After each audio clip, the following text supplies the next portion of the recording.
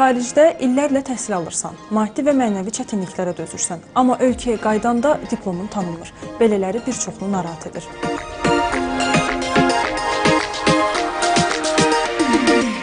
Bugün xaricdə təhsil alan bəzi gənclərin qarşılaşdığı əsas problemlərdən biri diplomların tanınmamasıdır. Təəssüf ki, bu hallar çox vaxt seçim mərhələsində kifayət qədər düzgün və dərin araşdırmanın aparılmaması ilə bağlı olur. Mən də bu mərhələdə bütün nüansları diqqətlə araşdıraraq seçim etdim və nəticədə dünyanın aparıcı ali təhsil müəssisələrinin birindən qəbul almaq imkanı əldə etdim. Xaricdə təhsil alanlardan daha 255 nəfərin diplomu tanınmadı. Əsas problem yanlış universitet seçimi və kifayət qədər araşdırma aparılmamasıdır. Bəzi tələbələr yalnız ucuz və ya asan qəbul şərtlərinə görə seçim edir. Lakin sonradan bunun ağır nəticələri ilə üzləşirlər. İlk növbədə universitetin rəsmi akreditasiyası, fəaliyyət lisenziyası və beynəlxalq tanınması araşdırılmalıdır.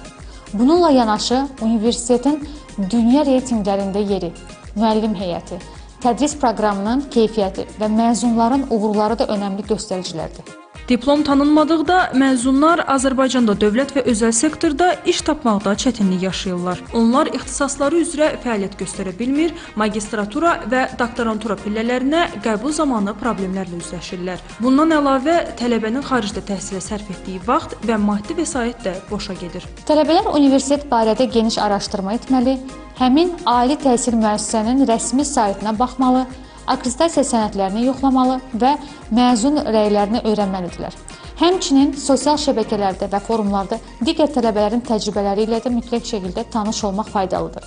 Ən vacibi isə qərar verməzdən əvvəl rəsmi dövlət qurumlarının tövsiyələrini nəzərə almaqdır. Qanunvericiliyə əsasən xarici dövlətlərin ali təhsil müəssisələrində əldə edilən diplomların tanınması Təhsildə Keyfiyyət Təminatı Agentliyinin mandatına daxil edilib. Agentlik tərəfindən yalnız ənənəvi təlim metodlarına əsaslanan formal qaydada əldə olunmuş əyani və qiyabi təhsil alma formasına münasibətdə tanınma həyata keçirilir. Tanınma ölkə başçısının müvafiq fərmanı ilə təsdiq edilmiş qaydalar əsasında həyata keçirilir.